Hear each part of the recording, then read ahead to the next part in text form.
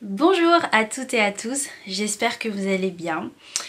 Aujourd'hui on se retrouve pour une vidéo assez particulière, comme vous avez pu le voir dans le titre.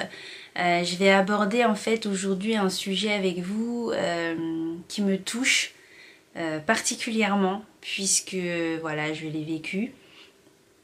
Et pour tout vous dire, cette vidéo aurait dû être la toute première vidéo de la chaîne. Mais finalement, je me suis dit que j'allais plutôt d'abord vous montrer la personne que j'étais voilà, avant. Enfin, la personne que j'étais voilà, après ça. Au lieu de vous montrer la personne que j'étais au moment où j'ai ouvert la chaîne, puisque la chaîne existe maintenant depuis 1 an. Du coup, voilà, j'ai préféré déjà vous montrer comment j'étais maintenant et pouvoir donner voilà, de l'espoir à tous les parents et parents qui regarderont cette vidéo. Donc je pense que vous ne vous attendiez pas à voir ce type de vidéo sur cette chaîne, mais comme je l'ai expliqué dans la vidéo On change tout, je vous la remettrai là si vous ne l'avez pas vue. Cette chaîne est vraiment un peu comme un journal en fait, un grand journal ouvert, voilà, que je partage avec vous qui me suivez. Et si je souhaite parler de ça aujourd'hui, c'est tout simplement parce que c'est un sujet qui n'est malheureusement pas assez parlé, un sujet dont souvent est dit tabou, presque tabou, puisque toutes les personnes qui l'ont vécu ne vont pas forcément en parler ou ne se mettront pas forcément devant une caméra comme je le fais aujourd'hui pour partager voilà, leur vécu. Et voilà, je pense que ce type de vidéo peut aider vraiment beaucoup de personnes, à des parents qui le vivent en ce moment ou des parents qui l'ont vécu et qui sont encore dans le cheminement voilà, de l'après. Voilà, je fais vraiment cette vidéo dans le but d'aider, voilà, pas du tout dans le but d'attirer l'attention, d'avoir plus d'autres abonnés ou d'avoir plein de likes ou j'en sais rien. Vraiment, cette vidéo n'est pas du tout dans ce but-là. C'est vraiment dans le but d'aider des parents voilà, qui ont vécu ou qui vivent en ce moment la même chose que moi. Et voilà. Donc je vais commencer par vraiment le tout début. Je vais d'abord vous expliquer un peu mon état d'esprit, c'est-à-dire comment j'étais avant la grossesse, avant cette fausse couche tardive qui m'est arrivée, afin que vous puissiez en fait comprendre, vous mettre dans mon personnage en fait, que vous puissiez comprendre comment j'étais avant que tout ça m'arrive. Donc ça remonte à très longtemps en arrière, à l'adolescence pour tout vous dire. J'avais entre, je sais pas moi, à partir de 13 ans jusqu'à l'âge adulte, même bien après. En fait, mon plus grand rêve c'était d'avoir ma famille. Voilà, j'étais une ado assez repliée sur elle-même. Voilà, enfin je parlais pas beaucoup, j'étais assez extravertie quand j'étais avec ma famille, mais en fait en dehors, à l'école ou des trucs comme ça, j'étais pas du tout la même personne. J'étais assez renfermée, en plus j'étais assez rejetée des autres élèves, déjà de par ma couleur de peau, du fait que je sois étrangère, et ça c'est vraiment véridique, mais bon c'est pas le sujet de cette vidéo aujourd'hui. Donc c'est pour expliquer un petit peu voilà, comment j'étais à ce moment-là. Et en fait moi mon plus grand rêve c'était vraiment de fonder ma famille, de rencontrer une personne qui serait l'amour de ma vie et qui ferait vraiment décoller ma vie. Et je rêvais d'un bébé. Vraiment, je ne sais pas pourquoi, mais à partir de l'âge de 13 ans, j'ai vraiment nourri le rêve d'avoir un jour mon propre enfant, de l'élever, de lui donner énormément d'amour et de recevoir beaucoup d'amour aussi de la personne avec qui je serais. Donc voilà, au fil des années, j'ai grandi avec ce rêve-là.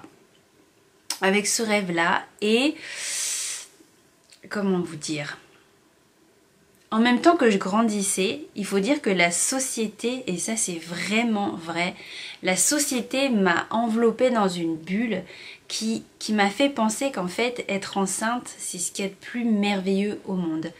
C'est tellement merveilleux qu'il n'y a vraiment rien qui puisse venir ébranler cette magnifique aventure qu'est la grossesse, vraiment rien de rien. Bien sûr j'ai été au courant qu'il y avait certains symptômes qui n'étaient pas spécialement cool et tout, mais que c'était tellement bien de se savoir enceinte que ça viendrait pas tâcher en fait cette belle aventure, etc. Et bien évidemment on ne parle pas de tout ce qui est fausse couche tardive, etc. etc. Je suis née en 86, hein, donc si vous remontez en arrière, voilà, ce type d'informations sur la grossesse et tout n'était pas aussi développé que maintenant.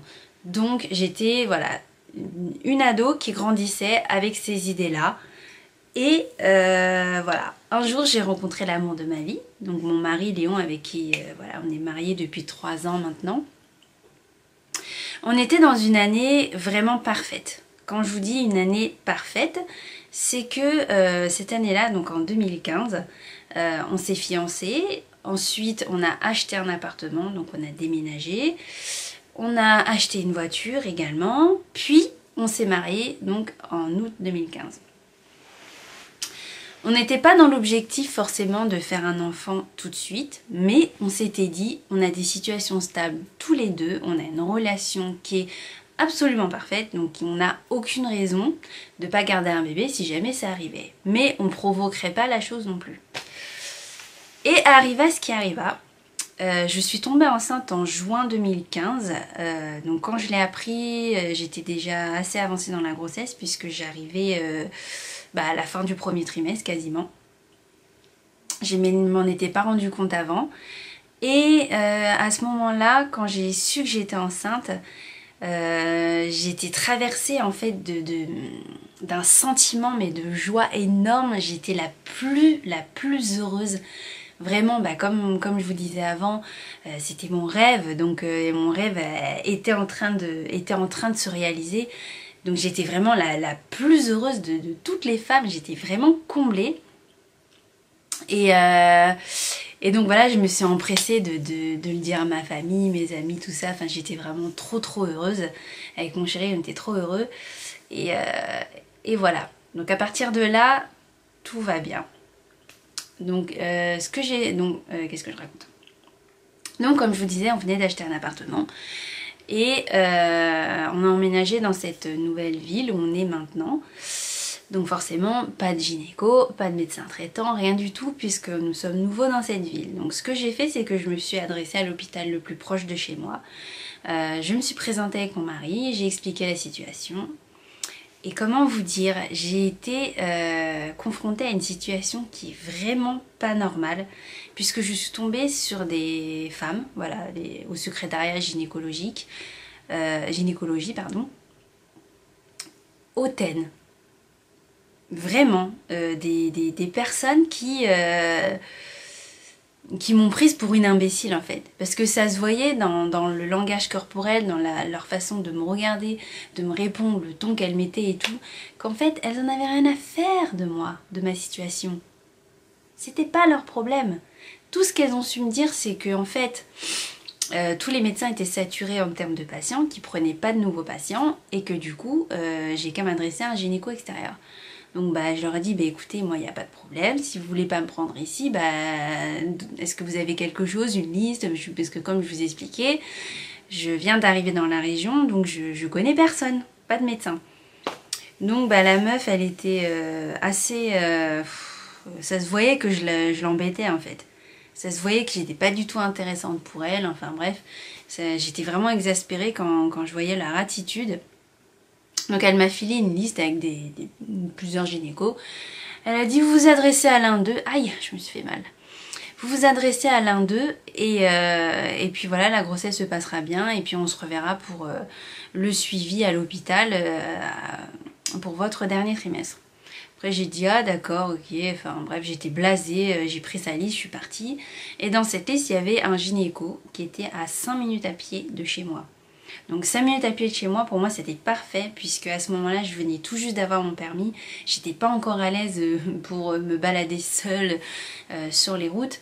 Donc je me suis dit c'est parfait, je vais utiliser mes petites jambes pour aller chez ce gynéco et voilà c'est parfait. Donc j'y suis allée avec mon mari, ça s'est très bien passé, on était face à un monsieur qui était très gentil, voilà le courant passait bien, on discutait bien, il était assez maternant avec moi.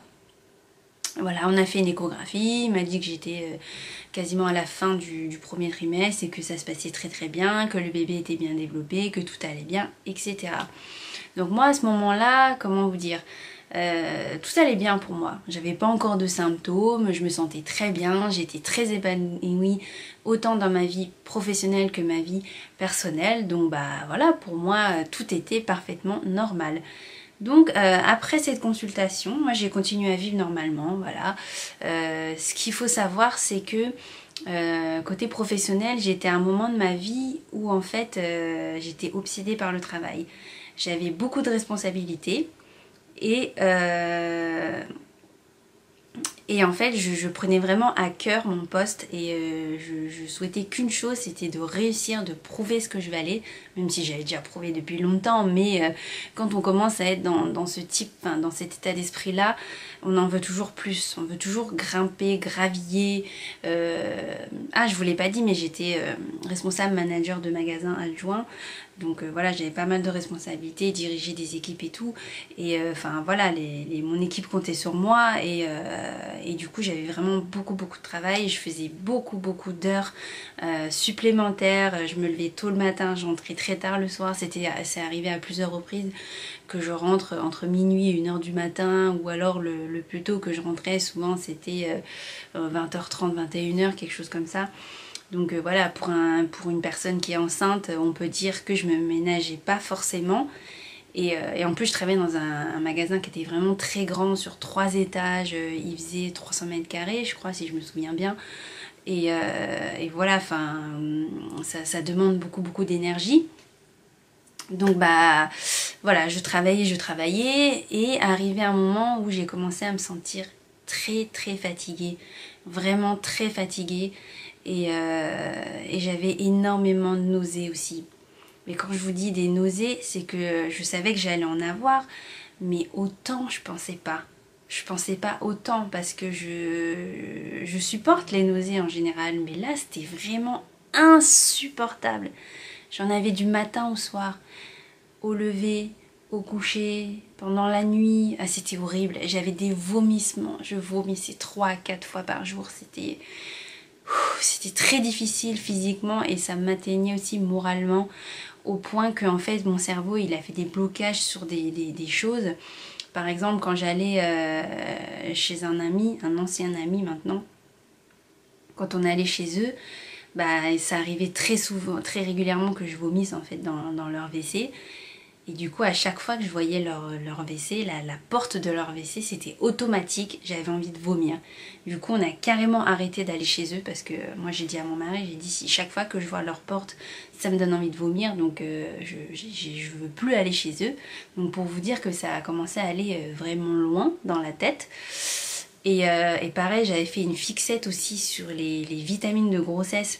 Donc je prenais du Gestarel à l'époque et le Gestarel il avait une odeur mais infecte à cause de l'huile de poisson, je crois qu'il y avait dedans. Ouais, c'est ça. Une odeur infecte et j'étais extrêmement sensible aux odeurs. Donc vraiment, je supportais pas ce cachet. J'étais allée voir mon gynéco d'ailleurs pour lui dire que je supporte pas. Rien que de le voir, j'ai des angoisses, ça m'énerve. J'arrive pas du tout à le prendre. Du coup, il m'a changé, il m'a mis sous gynéfemme. Et ça changeait rien, c'est exactement pareil. Il y avait plus l'odeur, puisqu'il y avait l'huile de poisson en moins, je crois. Mais ça changeait rien du tout pour moi. Je tremblais devant le cachet, enfin, j'avais des nausées insupportables dès que je le voyais, des maux de tête et tout. Voilà, comme quoi le psychologique, ça peut vraiment aller loin. Mais je me forçais à les prendre.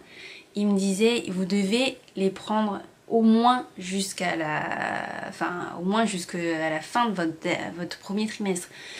Et moi, bah, je me suis dit d'accord, je vais faire un effort, je vais continuer.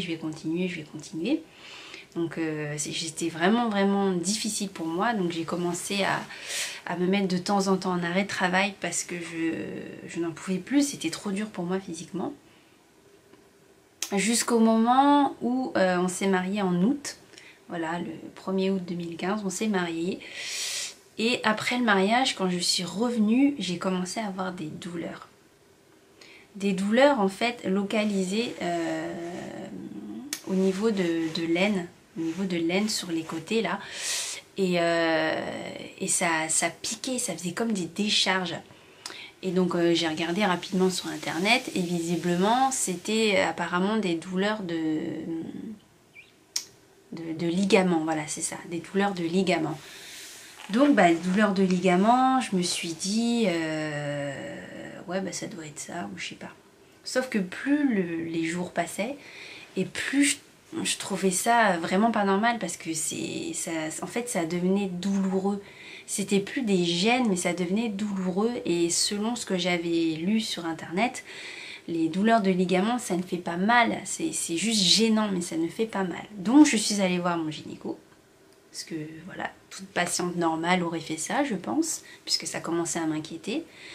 Et donc je suis allée 1 fois, 2 fois, 3 fois, parce que les douleurs étaient de plus en plus fortes. Et il me disait, et avec le recul, sur le moment, j'étais tellement concentrée sur ces douleurs et mon bébé que j'ai pas forcément fait attention à l'attitude voilà, du gynéco. Mais comment dire, avec le recul maintenant je sais qu'en fait il me regardait comme ces femmes une femme enceinte en fait qui exagère ce qu'elle ressent, qui veut que venir se plaindre chez son médecin et qui en fait trop, qui supporte pas d'être enceinte. Donc enfin vous voyez ce genre de personnes là, alors que pas du tout, j'étais vraiment inquiète et ces douleurs je trouvais pas ça normal. Au fond de moi j'avais le pressentiment qu'il y avait quelque chose de pas normal qui se passait. Et lui, il m'a refait à chaque fois des échos, tout ça. Il me disait, regardez, votre bébé va très bien, il se développe très bien, etc. etc. Tout va bien. Et le dernier rendez-vous, donc avant que je parte en lune de miel, donc nous on partait en septembre. Donc je suis allée le voir 2 jours avant de partir. Parce qu'en fait on a fait notre voyage de noces en Thaïlande. Et donc forcément c'est un voyage fatigant, il faut prendre l'avion, il y a beaucoup d'heures de vol, etc. Là-bas il fait très chaud et tout. Donc moi je voulais vraiment être sûre à 100% que j'étais en état de prendre l'avion et de supporter un voyage tel que celui-ci. Donc il m'a tout regardé, il m'a ausculté le ventre, il a regardé bébé, tout ça. Il m'a dit oui, vous pouvez faire ce voyage, il n'y a aucun problème. C'est exactement les mots, 100% les mots qui sont sortis de sa bouche. Il m'a dit, vous pouvez faire ce voyage sans problème. Je lui ai demandé de me faire une attestation. Je lui ai dit, faites-moi une attestation s'il vous plaît, signée. Pas parce que j'avais pas confiance en ce qu'il me disait, mais parce que la compagnie, en fait, on avait pris Air France à l'époque, m'avait demandé cette attestation. Parce que quand j'ai pris l'avion, j'étais à un peu plus de 4 mois. Donc non, oui j'étais à un peu plus que 4 mois. Moi je sais plus exactement combien j'étais. Mais oui, enfin j'étais à plus de 4 mois, ça c'est sûr. Et donc il m'a fait cette attestation, tout ça, etc. etc. Et je lui ai dit, et concernant les douleurs, qu'est-ce que je fais? Parce que j'ai toujours les douleurs, j'ai toujours aussi mal, etc. Il m'a dit, ça va passer, ça va vous faire du bien de voyager, ça va vous faire du bien, ça va vous changer la tête, etc. Et encore maintenant, je me dis qu'en fait, il était plus soulagé qu'autre chose que je parte en voyage, comme ça, j'allais plus être dans son cabinet, et puis il allait avoir la paix. C'est un peu méchant ce que je suis en train de dire, mais je pense que c'est vraiment comme ça qu'il pensait à l'époque. Donc j'ai pris l'avion, je suis partie. On est arrivé en Thaïlande, c'est un pays magnifique, magnifique, que je vous conseille vraiment. On a passé un séjour magique Alors bien entendu, je ne suis pas allée faire des excursions ou quoi, puisqu'en étant enceinte avec mes douleurs, je pouvais quasiment pas faire grand chose. Donc bah, c'était très farniente. Je passais vraiment, je dormais beaucoup, beaucoup, beaucoup. Et d'ailleurs mon pauvre chéri, je sais qu'il aurait aimé faire plus de choses, mais bon, après on fait aussi avec la situation, hein. Et donc voilà, le voyage est très bien passé. On est rentré, tout allait bien. Et moi, enfin voilà, névrosée comme j'étais, pendant le voyage, j'étais stressée, inquiète, parce que les douleurs, il y a eu des moments où j'avais des douleurs assez soutenues, vraiment, ça piquait, ça faisait vraiment mal. Et je sais que là, on est resté un mois.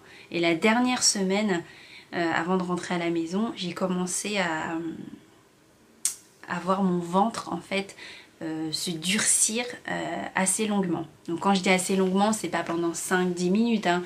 C'est genre 1 ou 2 minutes et ça pinçait. Ça pinçait. Donc moi à ce moment-là c'était ma première grossesse, donc forcément il y a des choses que j'ignorais. Sauf que maintenant je sais que ce qui m'arrivait à ce moment-là c'était des contractions. Mais pour moi, je savais pas que c'était des contractions. Moi je sais pas, je disais à mon chéri, je fais mais regarde, regarde, mon ventre il durcit, il gonfle, ça faisait comme une grosse boule en fait qui apparaissait d'un coup. Et en fait c'est mon bébé qui était pris, il était pris dans une contraction. Mais moi j'ignorais que c'était ça à l'époque, mais maintenant je le sais. Et ça arrivait, ouais, ça arrivait quand j'étais très très fatiguée, malgré le fait que je me ménageais vraiment beaucoup beaucoup. J'étais quand même bien fatiguée. Et donc voilà, on est rentré en France et avec ce qui m'arrivait, je me suis dit, première chose que j'ai fait, c'est d'aller directement voir mon gynéco. Et là où j'étais assez chanceuse, c'est que je pouvais avoir des rendez-vous assez facilement chez lui. Donc voilà, je m'y suis rendue, j'ai tout expliqué en détail, tout ce que j'ai ressenti. J'ai montré même une photo de mon ventre avec la boule. Et il m'a dit, oh mais non, c'est rien ça et tout. C'est rien du tout, machin et tout ça. Donc je l'ai regardé et je lui ai dit, est-ce que vous êtes sûr que tout va bien? Et il m'a dit, oui, tout va bien, vous vous inquiétez trop, il faut arrêter, c'est pas bon pour le bébé, le stress et tout ça. Et là, je lui ai dit, est-ce que vous avez vérifié mon col? Donc pendant qu'il faisait l'échographie, il m'a dit, oui, j'ai vérifié, tout va bien, tout va bien. Donc moi, encore une fois, débutante, première grossesse, bah, je l'ai cru, je lui faisais confiance. Et à force qu'ils me disent ne vous inquiétez pas, nanani nanana, dans ma tête, bah, j'ai commencé à me remettre un peu en question et me dire ça se trouve c'est vrai, peut-être que c'est moi qui exagère ou j'en sais rien. Enfin bref, je suis ressortie de son cabinet avec une ordonnance de Spasfon, voilà, et ordre de me reposer. Donc c'est ce que j'ai fait. Pendant 2 jours, je suis restée allongée, j'ai dormi, je me suis bien reposée et tout. Donc j'étais en arrêt de travail, hein. Et 2 jours après, donc c'était un dimanche, je me rappellerai toute ma vie, j'avais un déjeuner de famille. Donc je me suis rendue, j'avais un déjeuner de famille ce jour-là. Je me suis levée le matin, j'avais des douleurs comme d'hab. Et là je voyais que je commençais, j'ai vu que je perdais un petit peu de sang dans ma culotte. Mais c'était très léger, hein, c'était rosé, c'est des toutes petites gouttes, voilà, c'était pas rien d'alarmant. Et puis on m'avait déjà dit à plusieurs reprises que ça pouvait arriver dans une grossesse et tout. Donc bah moi je me suis pas inquiétée plus que ça, je me suis dit bon bah ouais j'ai un petit peu saigné, mais voilà c'est rien. Enfin 2 jours avant j'ai rien fait, j'ai fait que dormir, être allongée et tout. Donc je me suis dit il n'y a pas de souci, voilà tout va bien, etc. Donc je suis allée voilà, chez mes beaux-parents, on a passé un super bon moment ensemble, on a super bien mangé, tout ça. Et là je me suis levée, je suis allée au WC et là j'avais du sang, mais beaucoup de sang. C'était rouge comme si j'avais mes règles. Et là j'ai vraiment pris peur, je suis sortie voilà, paniquée des WC. J'ai attrapé ma belle-sœur et je lui ai dit écoute, je perds du sang, il y a beaucoup de sang. J'ai expliqué voilà, j'ai du sang comme si j'avais mes règles et tout. Et là elle me dit oh t'inquiète pas, moi ça m'est arrivé la même chose quand j'étais enceinte de mes enfants. Et puis c'est rien du tout, c'est peut-être juste que t'es fatiguée ou j'en sais rien.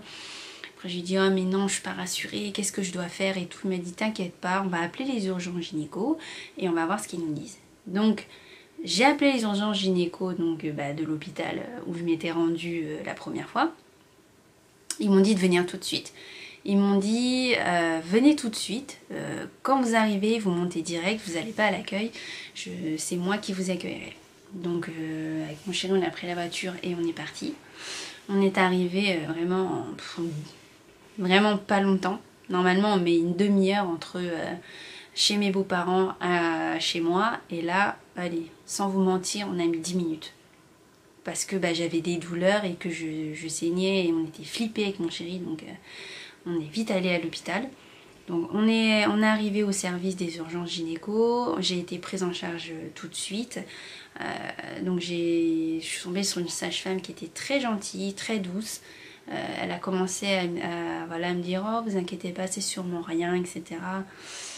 Et elle m'a fait une échographie donc sur le ventre.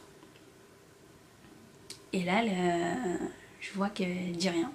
Elle me dit écoutez votre bébé il va très bien, il bouge bien, regardez il est bien tonique et tout. Il a un bon poids en plus, voilà, oui j'étais déjà à 800 grammes et quelques, voilà c'était ça 800 grammes. Et il me disait oui le bébé va très bien etc. Et là elle commence à regarder vers le col et tout. Et là silence complet. Silence radio vraiment, j'ai vraiment senti comme un malaise. Elle disait plus rien et elle a dit attendez je vais vous faire l'échographie en endovaginal. Comme ça pour être sûre de ce que je vois. Donc, et là je regarde, je lui fais mais tout va bien, enfin qu'est-ce qui se passe? Il me dit oh, attendez je vais faire ce que j'ai à faire et je vous expliquerai après. Donc moi à ce moment là je me suis dit oui allez-y. Donc elle commence à faire l'échographie tout ça. Et là sur sa tête je vois qu'elle commençait vraiment à avoir un air inquiet. Et l'écho endovaginal a duré 20 secondes. Elle m'a dit attendez je vais plutôt vérifier manuellement parce que c'est plus fiable qu'à regarder avec l'écho. J'ai dit y a pas de souci, allez-y. Moi j'ai trouvé ça plutôt rassurant. Je me suis dit au moins elle vérifie dans tous les sens, dans tout tous les moyens qu'elle a pour vérifier. Donc elle commence elle vérifie et tout. Et le geste qu'elle a fait, je me suis dit, mais mon gynéco, il a jamais fait ce geste-là. Parce que vous savez, pour vérifier le col, elle passe ses doigts dans le vagin et puis elle mesure le col avec ses doigts. Mais moi, j'avais jamais vu ça. Enfin, je veux dire, je regardais pas Baby Boom à l'époque. Hein. Voilà, si. Parce que c'est vrai qu'on le voit dans Baby Boom et tout, mais je regardais pas. Et donc elle passe ses doigts et tout. Et là, je vois sa tête, vraiment, sa tête se décomposer. Mais vraiment. Et là, j'ai compris qu'il y avait un problème. Et là, je la regarde, je lui dis, qu'est-ce qui se passe, madame? Dites-moi, qu'est-ce qui se passe? Et là, elle me dit, attendez, je suis pas sûre de mon diagnostic, je vais chercher ma responsable, elle va vous ausculter, je préfère qu'elle vous ausculte, et puis on verra bien. Donc elle est partie, elle nous a laissés tout seuls, avec mon mari, comme ça, avec cette inquiétude. Elle est revenue au bout de 5 minutes, heureusement qu'on n'a pas attendu trop longtemps. La gynéco, elle arrive, elle fait l'écho, donc elle me dit, voilà, la même chose que ce qu'elle m'a dit. Arrivée au col, elle dit rien. Donc après, elle dit, attendez, je vais vous faire aussi un endovaginal. Donc elle m'a refait exactement la même chose que la sage-femme. Et ensuite, elle a dit, je vais aussi vérifier au doigt. Elle le fait et là pareil je vois sa tête qui se décompose et tout et là je vous dis mais dites-moi ce qui se passe, je vois bien qu'il y a quelque chose qui va pas et tout, je commence à paniquer, je commence à pleurer et tout et là elle me regarde et elle me dit écoutez vous êtes en train de faire une fausse couche tardive. Bam, comme ça, de but en blanc. Et là je l'ai regardée, j'ai exactement l'air que j'ai là maintenant là. Je l'ai regardée comme ça et je lui ai dit pardon. Je lui ai dit je suis en train de faire quoi? Elle m'a dit vous faites une fausse couche tardive madame. Mais vous savez le ton qu'elle a mis c'était tellement direct. Donc avant que ma caméra ne coupe j'étais en train de vous dire que l'annonce qu'elle m'a faite était tellement directe que j'avais l'impression de m'être pris un coup sur le visage. Et Et ça m'a complètement sonnée, au point qu'en fait j'entendais plus rien. J'avais le cerveau qui bourdonnait en fait. J'entendais plus rien de ce qu'on me disait, j'étais tellement choquée par ce qu'elle venait de m'annoncer. Et j'étais en léthargie, je l'ai regardé comme ça, j'ai repris mes esprits au bout de peut-être 10 minutes. Et je leur ai dit non mais c'est pas possible. J'ai dit c'est pas possible, j'ai vu mon gynéco deux jours avant, il m'a assuré que tout allait bien, il a regardé mon col, il a dit qu'il était parfait, qu'il n'y avait pas de problème, etc., etc. Elle me dit non, écoutez, vous êtes en train de faire une fausse couche tardive, donc il va falloir vous préparer. Et là, elle n'a pas été tendre avec moi, mais... Et avec mon mari, j'ai regardé, je me suis effondrée complètement. J'ai commencé à paniquer et tout, donc les médecins m'ont dit on vous laisse un instant, on revient. Donc entre temps eux ils sont partis pour voilà, essayer de contacter des hôpitaux de niveau 3, enfin des maternités de niveau 3, voir si ils pouvaient m'accueillir. Et ce qu'il faut savoir, c'est qu'en France en fait pour être accepté dans un hôpital de niveau 3, il faut être à plus de 23 semaines de grossesse. Après 23 semaines de grossesse, on vous prend. Mais si vous êtes à 23, on ne vous prend pas. Ah voilà, il faut être à 24. Voilà, oui c'est 24. C'est 24 le terme qui se dit on peut tenter quelque chose pour sauver le bébé. Donc vous comprenez donc que j'étais à 23 semaines. Donc les médecins reviennent, ils étaient plusieurs sages-femmes, enfin bref c'était toute l'équipe qui était là. Et la gynéco me dit, voilà écoutez j'ai tenté d'appeler plusieurs hôpitaux pour essayer de vous transférer dans un hôpital voilà, de niveau 3, mais il n'y en a aucun qui vous a accepté parce que vous êtes à un terme où ils disent ils pourront rien faire pour le bébé, malgré son poids qui est bien avancé, puisque un bébé de 800 grammes à 23 semaines, c'est tout à fait jouable. Je l'ai appris après, voilà malheureusement, je l'ai appris après. Mais il n'y en a aucun qui ont voulu donner la chance voilà, à mon bébé. Et donc ils m'ont dit ce qu'on va faire c'est qu'on va essayer de gagner du temps. En fait si vous voulez j'étais à 3 jours, voilà, j'étais à 3 jours avant d'arriver à 24 semaines. Et elle m'a dit voilà, on va essayer de gagner du temps, on va essayer de ralentir le travail et essayer de gagner des jours, c'est encore possible. Et donc ils m'ont placée dans une chambre. Moi j'étais complètement abasourdie. En fait je croyais pas ce qui m'arrivait. Mon cerveau ne l'acceptait pas. J'étais allongée dans ce lit, j'avais plein de contractions en plus. Je disais à mon mari, je lui dis mais qu'est-ce qui nous arrive? Je dis je comprends pas, qu'est-ce qui nous arrive? On est en train de vivre quelque chose de magnifique, on a tout pour être heureux, un appart, voiture, boulot, et ce bébé dont on rêve depuis si longtemps. Je lui dis je comprends pas, qu'est-ce qui nous arrive?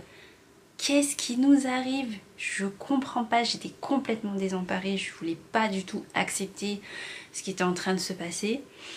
Donc je me revois encore là dans ce lit en train de parler à mon bébé, en train de lui dire il faut que tu tiennes, on va y arriver. Enfin voilà, on avait déjà un lien tous les deux, je lui parlais beaucoup et je lui disais il faut que tu tiennes, il faut que tu t'accroches, on va y arriver, c'est 3 jours, on va y arriver. Donc la nuit a été assez calme. Il y a une sage-femme qui passait toutes les 3 heures pour voir si j'allais bien, vérifier le col, etc. Donc la nuit s'est bien passée. J'ai pas les médocs qui m'ont filé par intraveineuse fonctionnaient très bien. J'avais presque plus de contractions. Enfin voilà, j'étais détendue, j'ai dormi, enfin tout allait bien. Donc quand je me suis réveillée au lendemain, donc il était 6h et quelques, la sage-femme est venue et elle m'a dit alors comment s'est passée la nuit, tout ça. Je lui ai dit bah écoutez, la nuit s'est très bien passée, j'ai pas eu de douleur, je me suis sentie super bien, les traitements que vous m'avez donnés ont bien fonctionné. Je lui ai dit regardez, on a déjà gagné un jour et tout, encore 2 jours et puis voilà, je vais pouvoir être transférée et tout ça. Et puis on dit oui, c'est positif, c'est génial. Donc nous, ça nous avait redonné de l'espoir, vraiment, ça nous avait redonné beaucoup d'espoir. Et là, elle me dit, bah écoutez, je vais vous ausculter, je vais voir où est-ce que vous en êtes. Et puis on verra. Et là, elle m'ausculte. Et comment vous dire que son visage, elle avait un sourire hein, quand elle commençait à m'ausculter. Et son visage était... il est devenu très très froid tout d'un coup. Et là, elle me dit, madame, je suis vraiment désolée. Vous avez plus de col du tout, vous êtes ouverte à 10. Et là, je l'ai regardée comme ça, j'ai dit, c'est pas possible. Je dis, ce n'est pas possible. Je dis, vraiment, il y a...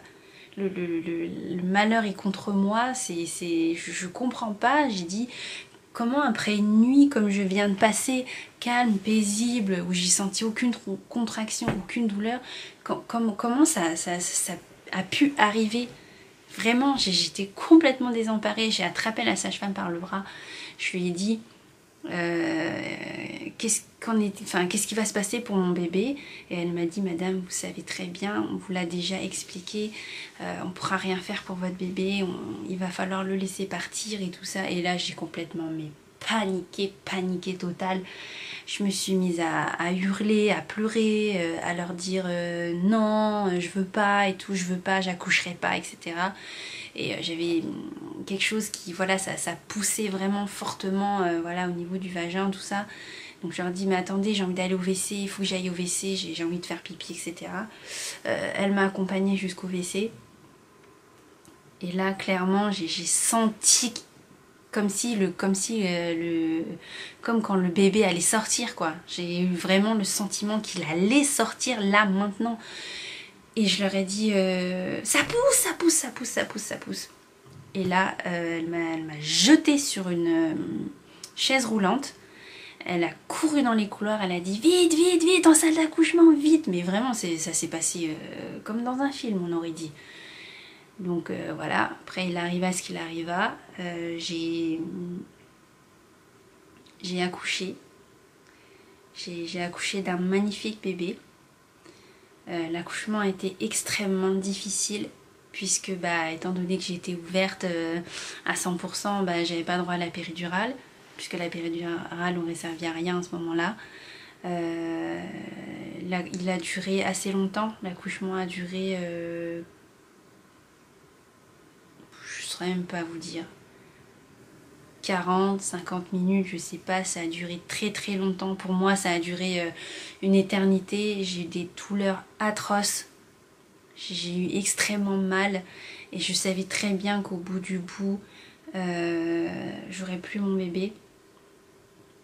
C'était vraiment horrible. C'était la nuit de l'horreur pour moi. La nuit de l'horreur. Non, c'était pas la nuit, c'était le jour, pardon.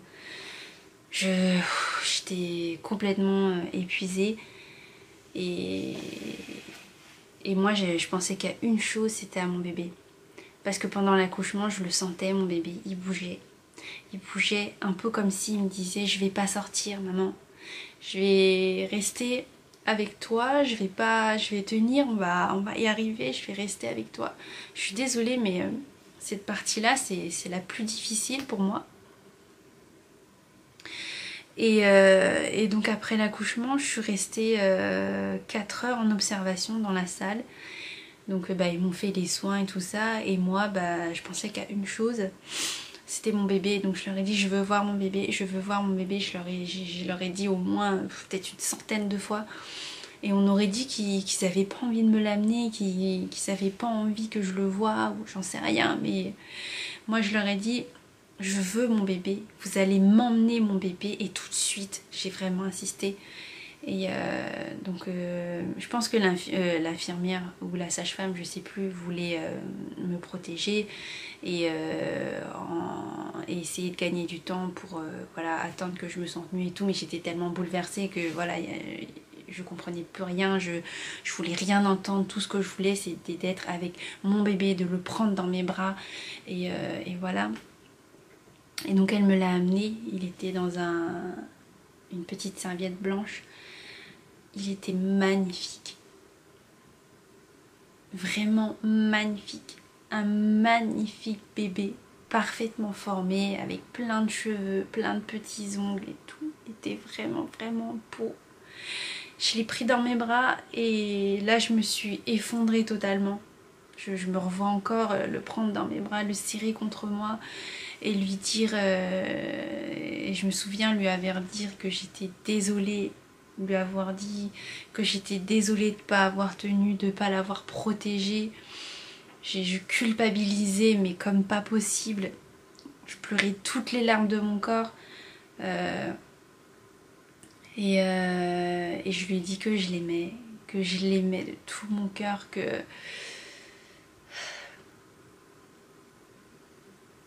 et que je l'aimerais toute ma vie. Toute ma vie. Et quand j'ai vu ce visage d'ange... Pardon. C'était un ange. Vraiment. Je vous assure, il était vraiment magnifique.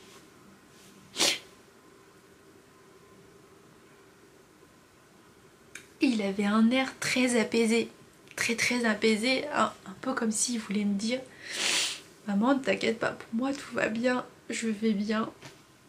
Oh, c'est horrible. Je vais bien. Mais c'est affreux parce que pendant tout ce temps,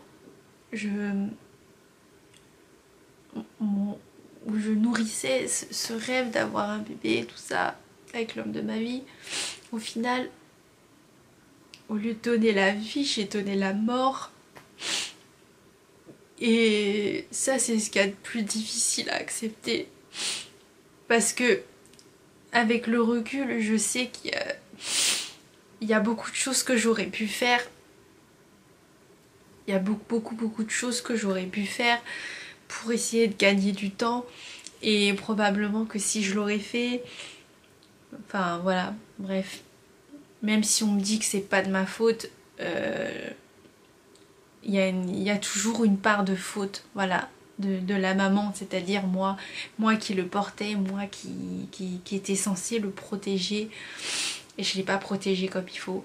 J'étais trop inconsciente à ce moment-là. Et ça, je le sais très bien, et je vais vivre avec cette culpabilité jusqu'à la fin de ma vie. Bref, mon but n'est pas de pleurer devant vous, du tout, mais c'est juste que c'est tellement difficile pour moi cette partie-là de l'histoire que j'arrive pas à retenir mes larmes, c'est dur. Et donc j'ai pu rester 1 heure avec mon bébé et mon mari. On a pris des photos qu'on a gardées pour nous, évidemment. On ne les a montrées à personne. Et moi j'ai cette image. Vous voyez, quand je ferme les yeux, je revois son visage apaisé. Je ne l'oublierai jamais. Jamais j'oublierai son visage. Son odeur, jamais j'oublierai rien du tout de lui. Parce que mon bébé était vraiment magnifique. Vraiment. Il était vraiment trop beau. Et donc suite à ça, j'ai fait beaucoup d'examens. Et on a... Enfin... La gynéco qui m'a vue, qui a fait l'accouchement et qui est revenue me voir après pour me dire ce qui se passerait pour moi ensuite, m'a dit, elle m'a demandé si je souhaitais autopsier le bébé et j'ai dit non, évidemment. J'ai dit que j'autorisais personne à toucher mon enfant, que je veux pas qu'on le défigure, qu'on le maltraite, à l'ouvrir, à faire je sais pas quoi. J'ai dit vous le laissez tranquille, ne touchez pas. Et elle m'a dit de toute façon, je pense savoir quel problème vous avez.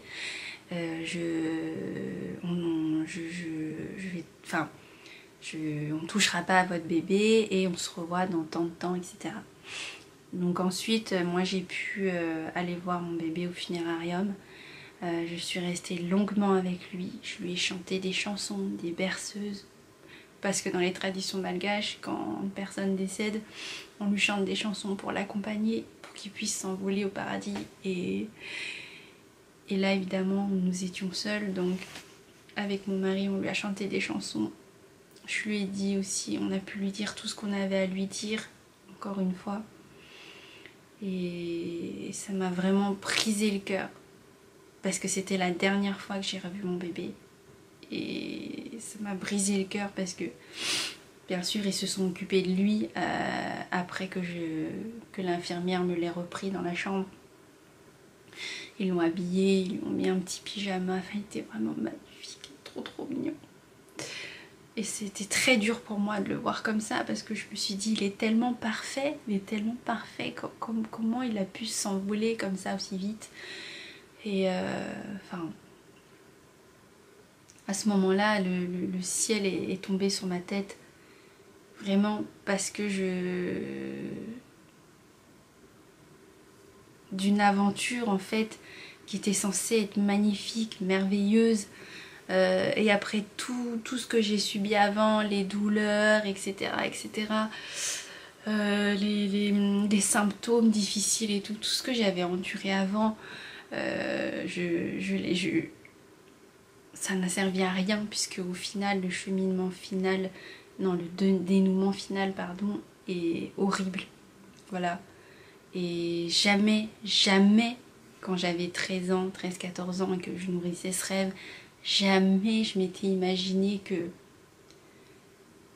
quand ça m'arriverait enfin, au lieu de devenir parent, au lieu de devenir maman, je suis devenue une mamange, une parange. Et jamais de ma vie j'aurais pensé que j'allais avoir ce statut un jour. Et d'ailleurs, j'avais jamais entendu parler qu'on pouvait faire des fausses couches aussi tardives. Vraiment, j'avais aucune connaissance de ça. Pour moi, je me croyais un peu invincible, vous voyez. Puisque dans ma vie, avant ça, j'avais jamais eu d'énormes drames. J'avais jamais eu... j'avais jamais rien eu d'aussi dramatique, d'aussi douloureux. Et quand ça m'est tombé dessus, vraiment, je suis tombée de très haut. Vraiment très haut. Voilà, je vais m'arrêter ici. Je vais reprendre mes esprits tranquillement. Je vais pas vous dire que j'espère que cette vidéo vous aura fait plaisir, mais j'espère en tout cas que mon témoignage va pouvoir aider voilà, certains parents qui me regarderont. Sachez que vous n'êtes pas seul. Sachez qu'il y a énormément de personnes à qui c'est arrivé ou c'est en train d'arriver. Voilà, avant que ça m'arrive, j'avais vraiment pas connaissance de ce monde-là. Et j'ai découvert un monde vraiment terrible. Donc sachez que vous n'êtes pas tout seul. N'ayez pas peur d'en parler. C'est vraiment un des meilleurs conseils que je pourrais vous dire. C'est de ne pas garder pour vous votre peine. Parlez-en, extériorisez tout ça. Et voilà. Et je suis à votre écoute également. Si vous souhaitez voilà, venir me voir, n'hésitez pas à me laisser un commentaire. Voilà, je mettrai une adresse email aussi en barre d'infos si vous souhaitez me contacter en privé. Et voilà. Je voulais vraiment vous faire cette vidéo parce que c'est une partie de moi. Et ça vous donnera aussi, ça vous permettra aussi de comprendre pourquoi parfois je dis certaines choses. Voilà, de par cette vidéo, vous allez plus comprendre voilà, ma personnalité, qui je suis. Puisque depuis que c'est arrivé en 2015, donc c'était il n'y a pas si longtemps que ça, j'étais une certaine personne et aujourd'hui je suis quelqu'un de complètement différent. Je suis plus du tout la fille que j'étais avant. Bien sûr, en apparence, je suis la même, mais à l'intérieur, je suis plus du tout la même personne. Et je le dis souvent, très souvent, mais il y a vraiment une partie de moi qui est partie avec mon bébé. Voilà, ça j'en suis certaine. Mais bon, c'est comme ça. Et voilà, donc je vais vous laisser ici. N'hésitez pas à me laisser des commentaires si vous le souhaitez. Et en attendant de vous retrouver pour une prochaine vidéo, puisque en fait, les vidéos suivantes, voilà, ou une suite, enfin ce sera la suite de ce que je vous ai dit aujourd'hui. Voilà, je vous parlerai un peu du parcours que j'ai eu après, les examens que j'ai pu faire, la raison pour laquelle j'ai fait cette fausse couche tardive, les solutions, la grossesse que j'ai eue, voilà, la grossesse de Jade après, etc. Voilà, il y a beaucoup de vidéos sur le sujet qui vont arriver. Donc voilà. J'espère en tout cas que la vidéo n'aura pas été trop longue pour vous. Je vous souhaite de passer une excellente journée. Dites aux gens qui vous entourent, aux gens que vous aimez, que vous les aimez, parce que la vie peut vraiment basculer très très vite et je l'ai appris à mes dépens, vraiment. Je l'ai appris à mes dépens. Je vous fais des gros bisous et je vous dis à très vite pour une prochaine vidéo. Bye.